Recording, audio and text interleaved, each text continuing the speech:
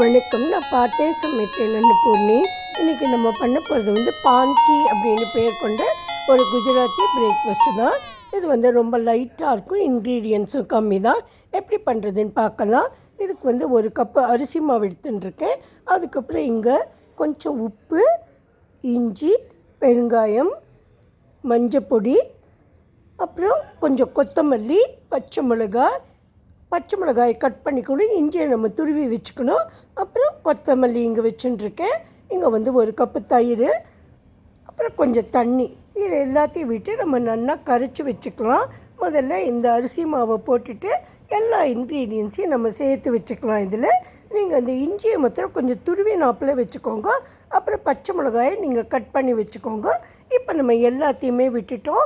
கொஞ்சம் தண்ணியை விட்டுட்டு, ரொம்ப ஜாஸ்தி விடக்கூடாது, கம்மியாக விட்டுட்டு தோசை மாவு பதத்தை கரைச்சிக்கலாம். இது பண்ணுறதுக்கு நம்மளுக்கு வாழை இலை வேணும். வாழை இலை அப்படிங்கிறது பான் அப்படின்னா இலைன்னு அர்த்தம் குஜராத்தியில். அப்போ இதை வாழை இலையை யூஸ் பண்ணி பண்ணுறதுனால தான் இதுக்கு பான்கின்னு பேர் வந்தது. இப்போ இதுக்கு நம்ம தோசை தவாவையும் வச்சுட்டுருக்கோம்.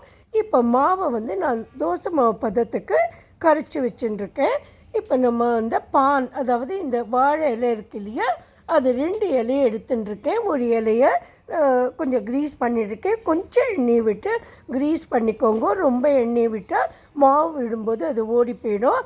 அதுக்கப்புறம் இது மேலே மாவை விட்டுட்டு இன்னொரு இலையை அதையும் இதே மாதிரி க்ரீஸ் பண்ணிட்டு இதை மூடிட்டு நம்ம தோசை தவா மேலே வச்சுட்டு ஒரு 5 நிமிஷத்துக்கு லேசாக கொஞ்சம் நம்ம ப்ரெஸ் பண்ணி கொடுத்தா இதில் ப்ரௌன் ஸ்பாட்ஸ் வரும். வந்த உடனே நம்ம எடுத்துடலாம். இப்போ நான் அதை போட்டிருக்கேன். இந்த ப்ரௌன் ஸ்பாட்ஸ் வர வரைக்கும் கொஞ்சம் நம்ம வெயிட் பண்ணலாம். இப்போ நல்ல ப்ரௌன் ஸ்பாட் வந்துட்டு அடுத்த பக்கத்தையும் போட்டுட்டு நம்ம எடுத்துடலாம். எடுத்த உடனே பார்த்தேன்னாக்கா இது மாதிரி இருக்கும். இது கையால் பிரித்தாலே வந்துடும். முடிஞ்ச வரைக்கும் மெல்லிசா பண்ணினாக்கா ஈஸியாக நம்மளுக்கு சாப்பிட்றதுக்கு ரொம்ப டேஸ்டியாக இருக்கும். ஆனால் நான் இதை பிரிக்காமல் இலையோடு சர்வ் பண்ணுறது தான் விரும்புவேன். இந்த இலையோட வாசனையோடு ரொம்ப நல்லாயிருக்கும். இதுக்கு நீங்கள் க்ரீன் சட்னி, கொத்தமல்லி சட்னி கொடுக்கலாம். நான் இன்றைக்கி அது பண்ணலை, வெறுமனையே தான் கொடுத்தேன்.